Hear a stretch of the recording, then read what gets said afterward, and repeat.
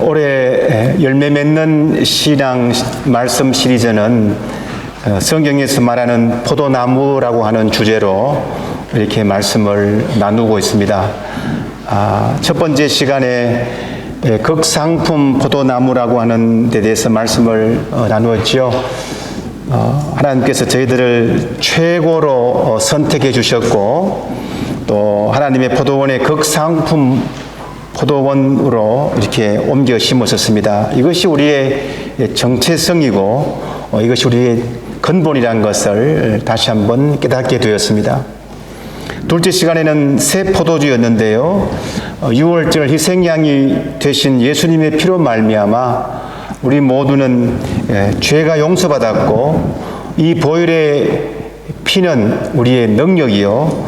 또 앞으로 일어날 어떤 일이 일어날지 모르지만은 새 포도주를 소망하면서 또 새 포도주의 능력으로 이 땅에서 천국을 미리 맛보며 복된 삶을 살겠다고 결단을 했습니다. 지난 시간에는 포도밭 일꾼이었는데요. 미련하고 죄 많은 저희들을 위해서 끊임없이 포도원 일꾼으로 불러주신 그 은혜에 감사와 순종으로 또 겸손으로 섬기겠다 결단을 했습니다. 오늘 마지막 시간입니다. 풍성한 포도나무라고 하는 제목으로 말씀을 나눕니다. 오늘 말씀은 이번 시리즈의 결론과도 같은 내용입니다. 하나님의 포도밭에 극상품 포도나무로 심기어졌으면 그것에 맞는 열매를 맺어야 하는 것은 당연한 일인 것입니다. 그것도 풍성한 열매를 맺어야 합니다. 오늘 본문은 호세아 선지자를 통해서 하나님께서 말씀하시고 있는 내용입니다. 한 나라였던 이스라엘이 남쪽과 북쪽으로 이렇게 갈라지게 되었고 북쪽을 북이스라엘, 남쪽을 남유다라고 이렇게 불렀습니다. 오늘 본문은 북이스라엘에 대한 이야기입니다. 상황은 북이스라엘이 당시의 강대국이었던 아시리아에 멸망하려고 하는 그 순간입니다. 왜 이렇게 멸망을 하는 것입니까? 결론적으로 말하면 하나님의 백성이 하나님의 말씀대로 살지 않았기 때문입니다. 북이스라엘에서 가장 오랫동안 통치했던 여로보암 2세에 그때는 북이스라엘은 전성기를 누렸습니다. 군사적으로도 막강했고요. 다윗과 솔로몬만큼 국경이 넓어졌고 경제적으로도 굉장한 강대국이었습니다. 그리고 풍요로웠습니다. 그런데 이렇게 풍요를 누렸는데도 불구하고 하나님께서 보시기에 그 열매가 어떤 열매라고 합니까? 1절 말씀을 여러분 한번 보시기 바랍니다. 이스라엘은 열매가 무성한 포도덩굴, 열매가 많이 맺힐수록 제단도 많이 만들고 토지의 수확이 많아질수록 돌기둥도 많이 깎아 세운다. 풍성했어요. 정말 무성한 포도덩굴 같았어요. 그런데 어땠다고 합니까? 풍성할수록 제단을 만들었습니다. 수확이 많을수록 돌기둥을 세웠습니다. 이게 무슨 말입니까? 이방신을 섬겼다는 것이에요. 이스라엘은 열매 맺는 무성한 포도나무였습니다. 그러나 그 풍성함의 이유를 우상들에게 다 돌렸습니다. 그래서 풍성하면 풍성할수록 우상을 섬기는 제단들은 점점 더 늘어나고 그 우상을 어떻게 잘 꾸밀까를 경쟁적으로 하는 그 시대였다는 것이에요. 당시 우상은 바알 신앙입니다. 바알 신앙은 곧 바알과 아스타롯, 남신과 여신이 서로 금술이 좋으면 비가 내리게 되고 그리고 그래서 그 비로 농사가 잘 된다 이렇게 믿었던 때입니다. 그러므로 바알과 아스타롯을 자극하기 위해서 신전에는 많은 여사제들이 있었고 그 여사제들과 남신도들이 신전에서 방탕한 행위를 하는 것이 그들의 신앙생활이었습니다. 이런 상황에서 하나님께서 선지자 호세아를 통해서 말씀하고 있는 거예요. 이들에게 가장 큰 문제점이 무엇입니까? 2절 말씀을 여러분 한번 보시기 바랍니다. 2절에서 그들이 두 마음을 품었으니 이제 벌을 받을 것이라. 하나님이 그 제단을 쳐서 깨뜨리시며 그 주상을 허시리라 말씀합니다. 두 마음을 품었다는 거예요. 여러분, 두 마음은 어떤 마음입니까? 이스라엘의 거짓된 마음입니다. 이것을 4절 말씀에는 좀 더 쉽게 설명을 했는데요. 4절 말씀에 보시면은 그들은 빈 약속이나 일삼고 거짓 맹세나 하며 쓸모없는 언약이나 맺는다 라고 말씀합니다. 빈 약속, 거짓 맹세, 쓸모없는 언약. 이것이 뭐냐면은 두 마음이고, 두 마음은 곧 헛되다, 열매가 없다, 이런 의미입니다. 이스라엘은 하나님께 예배를 잘 드렸어요. 그러나 형식적이었습니다. 실제 마음은 딴 데 가 있었습니다. 예배를 통해서 하나님을 만나는 것이 아니고 곡식과 포도주와 기름을 달라고 요구한 것뿐입니다.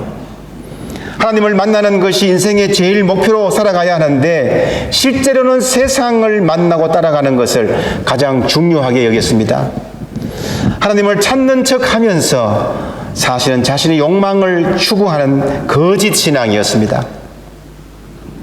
이렇게 두 마음으로 신앙생활을 하면 열매를 기대할 수 없어요. 두 마음을 품는다고 하는 것은 마음이 나뉘어졌다, 이런 뜻입니다. 마음이 나뉘어지지 않고 한결같이 하나님만 의지해야 합니다. 그것도 언제 그렇습니까? 어려울 때도 그렇지만 오히려 사람은요, 잘 될 때 넘어져요. 사람이 뭔가 끝까지 하는 게 굉장히 힘들어요. 운동도 그렇고 공부도 그렇고 신앙생활도 마찬가지죠. 사람은 변할 수밖에 없다는 거죠. 사람은 시간이 지날수록 한결같이 못합니다. 무엇이든 열정이든 믿음이든 처음보다 못해져요. 또 시간이 지나면서 특히 힘들 때에, 삶이 힘들거나 고통이 올 때에 한결같이 못합니다. 힘들면 넘어져요. 힘들면 시험 받고 시험 당하면 또 넘어집니다. 그런데요, 잘 될 때에도 사람은 한결같이 못합니다. 사람들은 무슨 일이든 어려운 일은 잘 참아요. 힘껏 참고 견딥니다. 믿음으로 견디려고 그래요. 그런데 잘 되면 헛믿음을 가지기 쉽다는 겁니다. 우리 삶이든 신앙생활이든 한결같아야 되는데 그것이 쉽지 않다는 것입니다. 그래서 두 마음을 가지게 되고 두 마음으로는 열매를 기대할 수가 없습니다.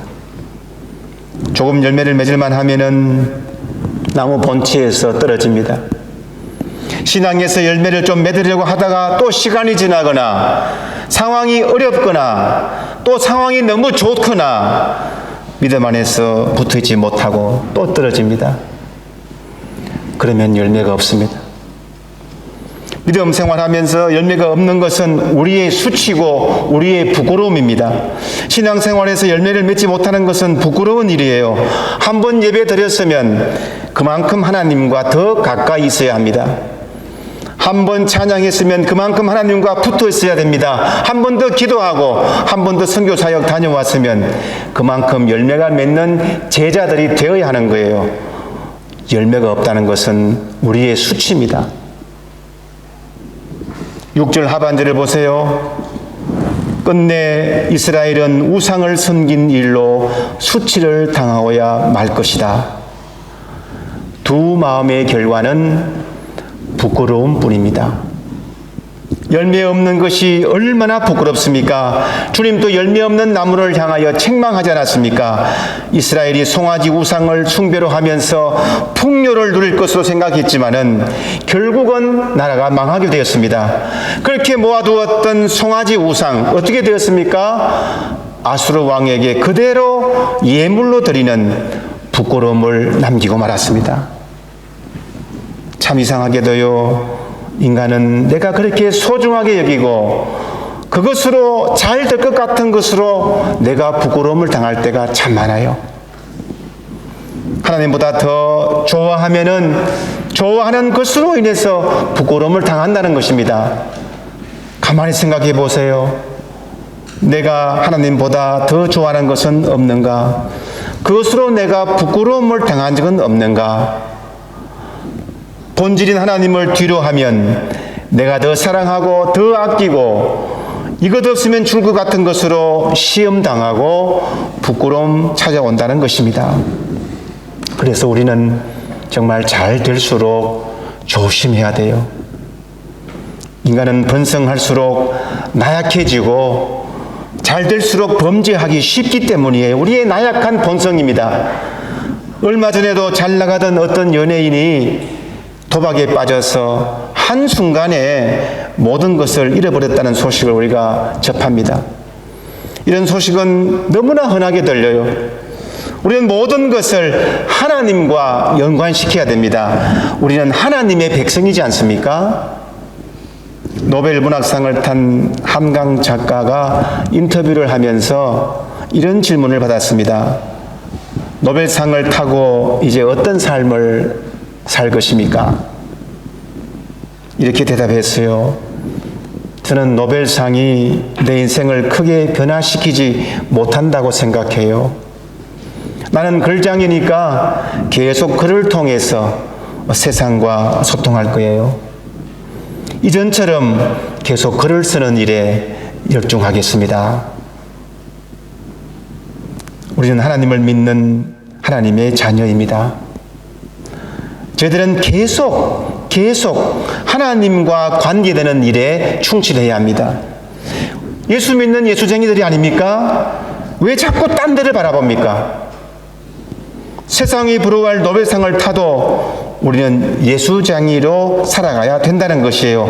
이것 외에 우리가 참 풍요가 없습니다.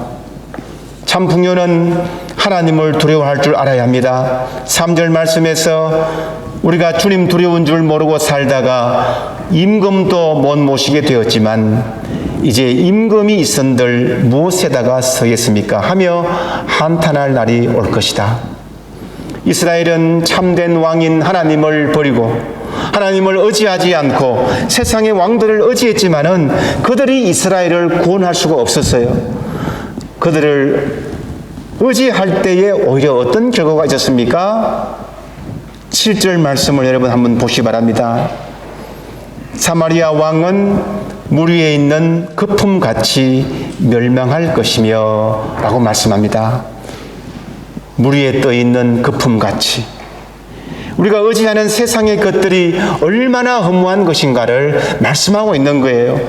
물 위에 맺히는 거품이 얼마나 허무합니까? 겉으로 보기에는 영롱한 무지갯빛 같고 정말 영롱하게 보일지라도 그저 한순간에 흔적 없이 사라집니다. 거품의 크기가 크면 클수록 더 빨리 사라집니다. 물 위의 거품을 물 위에 떠다니는 나무 조각이라고 이렇게 번역되기도 합니다. 원문에 의하면요, 이것도 역시 결국은 세상의 영화는 이렇게 허무하다는 것을 말씀하고 있는 거예요. 강물이나 시냇물에 떠다니는 나무 토막을 한번 보세요. 아무 힘이 없이 물살에 휘말리면서 지나가 사라집니다. 세상 풍조에 휘말려 살다가 떠내려가다가 흔적도 없이 사라지고 맙니다. 그렇게 멸망할 것이라고 말씀합니다. 한 나라의 왕이 할도 안 되는 거예요. 세상이 이렇게 허무하다는 것입니다. 북이스라엘이 무너지는 원인은 여러 가지가 있지만은 하나님의 백성으로서의 삶으로 볼 때에 하나님께서 분명하게 호소하고 있습니다. 하나님은 너희들이 두 마음을 가졌구나. 이것은 하나님도 섬기고 우상도 섬기는 이중 플레이, 우상 숭배입니다. 고대에는요, 우상 숭배가 돌과 나무와 같은 눈에 보이는 형상이었지만은 지금은 우리에게 우상 숭배는 어떤 것입니까? 나는 우리 집에 산당 같은 거 안 모시고 있어. 우상 같은 거 돌을 안 세워 이런다고 우상을 안 섬기는 일일까요? 요즘은 눈에 보이지 않는 세속적인 가치관, 하나님을 제일 두지 않는 그런 믿음 생활 아니겠습니까?